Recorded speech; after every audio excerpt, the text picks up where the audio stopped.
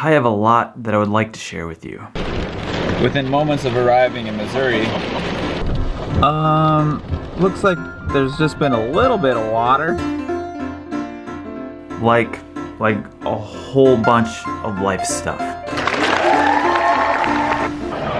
Two! All my friends are dead. Oh no, you're slipping!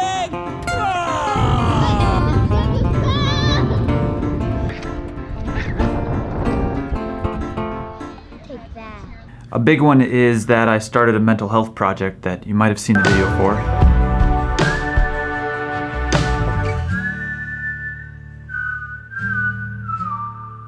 As always, I'm picking it to pieces and think it could be better. I haven't told a lot of people, but it took 3 freaking years to build up the courage to launch this thing. And if you watch that video of me sitting in the tree stand, you get to see what's behind the noise. That was the genesis of it becoming a legit idea 3 years ago. Now, if you've been following me for a while, or maybe you're new here, but at 10 years old, I was diagnosed with depression and had an attempted suicide. I was misprescribed lithium. I was given an adult dose, which led to lithium poisoning, and I missed 2/3 of my 5th grade year of school. I was hospitalized for the depression in 7th grade, and I was hospitalized again for depression in 19th grade, which is grad school. If some of you know, 2nd year of grad school, it's 19th grade, everybody.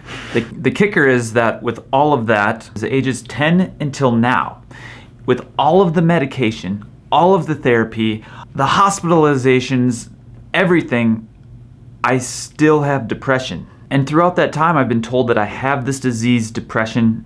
It's hereditary, it's in my family, it's a disease, and I will have it the rest of my life.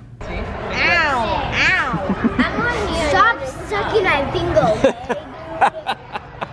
So I had it all planned out. Mental health project. Boom. I have it planned. I'm going to talk to the experts, the people on the leading edge of the research of mental health help. The people who have been in the trenches working with people like me for 30 plus years who have experience and know how to treat this. I was going to find out what's really going on and then do the things that they suggest so I can help cure myself. I had it all planned out. First podcast, I was going to find out what depression looks like in your mind and your body. That way I can get a test or a base standard of what it looks like, what's really going on. I will know if the treatment, pills, meditation, cognitive behavioral therapy, meditation, all of these things, I would know if it's actually working. I would have data. Because up until now, I've lost trust for the system. I mean, it's as simple as that. Do this, do that, do this, do that, do this, do that, do this, do that. And here we are. Depressed still. Oh, it's almost gone. It stopped raining. Boo! 2+. Podcast 1, I'm excited, I'm nervous. Just shifting into like depression, anxiety, or a little bit. With Dr. Takash, I politely asked that question, and he goes, you can't really do that. It doesn't really work that way. And then he said, well, you kind of can. If you have a brain injury, you can see that you have depression because of the brain injury. Or, if you have some thyroid issues, you can test your blood to see that your thyroid's out of whack, and you could see depression that way. But depression is just a collection of symptoms. Don't turn so fast! So, just for my situation, don't take this as advice for you, but subjectively for me personally. I immediately wondered if I have just been trying to treat symptoms and not what's causing the symptoms. My brain thinks in analogies and metaphors, so I immediately pictured a person standing in the snow. They're shivering. They're cold because they're standing in the frickin' snowstorm. So someone gives them a pill to stop the shaking, and they stop shaking. But wouldn't it be better to treat what's causing the shaking? Get them out of the frickin' cold? Or they're gonna get frostbite on their feet and it's gonna turn black like Mr. Deeds, if you've seen that movie. Get them out of the cold. So I did this podcast in February of 2021, and it was so perspective altering that it took 7 more months for me to even launch the podcast or this project. For a grand total of 3 years of what some would call procrastination, a mix of perfectionism, a lot of fear to launch this project.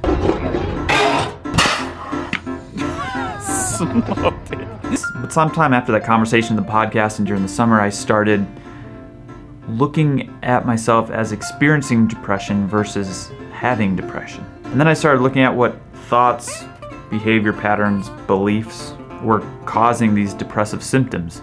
And life got real weird and unpredictable. I mean, imagine being a little kid and being told you have depression. And then 25 years later, you go, do I? Brought to you by Regents, the official hospital of the St. Paul Saints.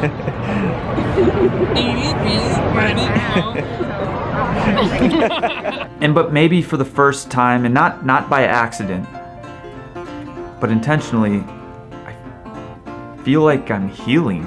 I see it. I see it. That's not it. And lo and behold, my wish started to come true. Life started opening up again. Oh, you had it! It's kind of sad to put the things that killed the dinosaurs right next to the dinosaur. And it just came to be that this summer I realized that maybe the barriers that are preventing me from launching this are the same things that are hurting my mental health.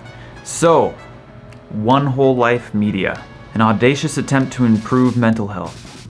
I don't know if that sounds silly to you, but for me it seems like this giant mountain that I've been trying to climb my entire life, and I still can't see the top of it. So it literally feels audacious, like it's an audacious attempt to improve mental health. And not just my own, but hopefully there's something in these conversations or podcasts or these videos that help you, or at least we can help bring some awareness to that stigma. I always say I'm going to make more of these. I really want to. So I'm going to try. I hope to see you next week. Life is meant to be experienced, and curiosity will get you there. And once you cross that threshold, now you have this acute response, what's meant to be an acute response, fight, flight, or freeze. Well, if you're in the flight mode constantly, and it's not resolving within a half hour, you're starting to look for, where are my exits? How do I get out of here? Heart's racing fast. Your thoughts are going quickly. You're starting to kind of problem solve and try to solve this. What does that look like? That's anxiety for a lot of people. Or you freeze. You stop being able to move. You are going to conserve energy. You're going to wait it out. You're going to hope that somebody else is going to come help you, which is, often a universal sign throughout cultures. If you need help, is crying.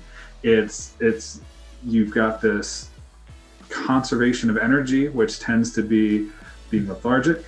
You tend to just stay contemplative and focused on what's going on, and have a difficult time thinking about other stuff because you're trying to stay in that moment. And when that stays for long periods of time, for some people, that becomes depression.